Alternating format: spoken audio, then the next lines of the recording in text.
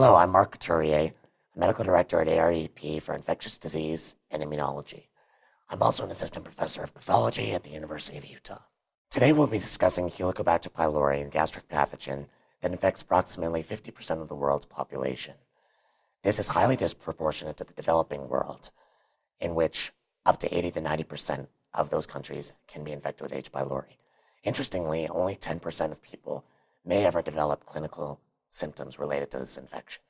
The spectrum of illnesses associated with chronic H. pylori infection include peptic ulcer disease, non-ulcerative dyspepsia, gastric adenocarcinoma, and mucosa-associated lymphoid tissue, or MALT-type lymphoma. This association with gastric cancers is what led the World Health Organization to designate Helicobacter pylori as a Class 1 bacterial carcinogen. Testing for Helicobacter pylori can currently be achieved through invasive and non-invasive mechanisms. Invasive mechanisms include a front-end endoscopy to obtain a specimen. Testing guidelines have been issued by the American Gastroenterology Association as well as the American College of Gastroenterology for the investigation of previously uninvestigated dyspepsia. Both advocate invasive testing only on patients greater than 55 years of age with new onset dyspepsia, or in patients with specific alarm symptoms.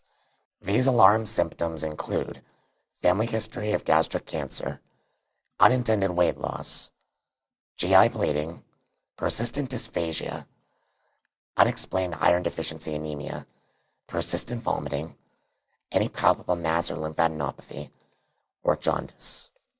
For patients receiving invasive testing, these test mechanisms can include histopathological analysis of the tissue biopsy, culture from the biopsy tissue, specific immunohistochemistry for H. pylori, and as well the rapid urease test that can be done from the biopsy at the site of collection. For patients who do not fit the criteria listed for alarm symptoms, these patients should receive a non-invasive test, and these tests include the urea breath test, stool antigen test, and serology. Both the AGA and ACG guidelines recommend a test and treat algorithm using non-invasive mechanisms such as the urea breath test and stool antigen test. While serology can be a valuable tool in epidemiological investigations, it is not recommended as a non-invasive test to diagnose H. pylori infections. Both the urea breath test and the stool antigen test have been shown to perform equally in most populations. Currently, the urea breath test is not available for pediatric testing. However, the stool antigen test has been FDA cleared and can be ordered for pediatric use.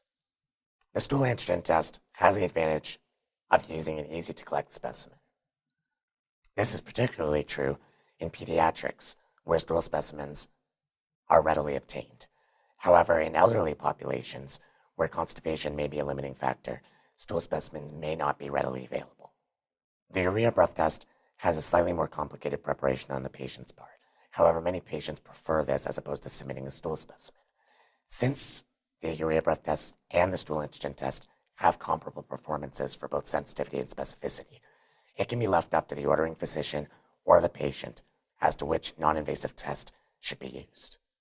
One important aspect to remember that applies to both the urea breath test and the stool antigen test is that the sensitivity of both of these tests is negatively affected by the use of proton pump inhibitors, antibiotics, and bismuth-containing substances prior to testing by the patient.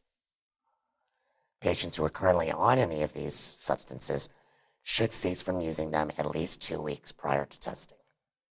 It's important to remember that if a test and treat strategy is being used, that the physician ordering the test needs to be prepared to treat a positive test result appropriately.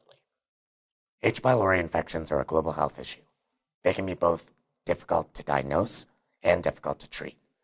It's important that the right patient receive the right test at the right time.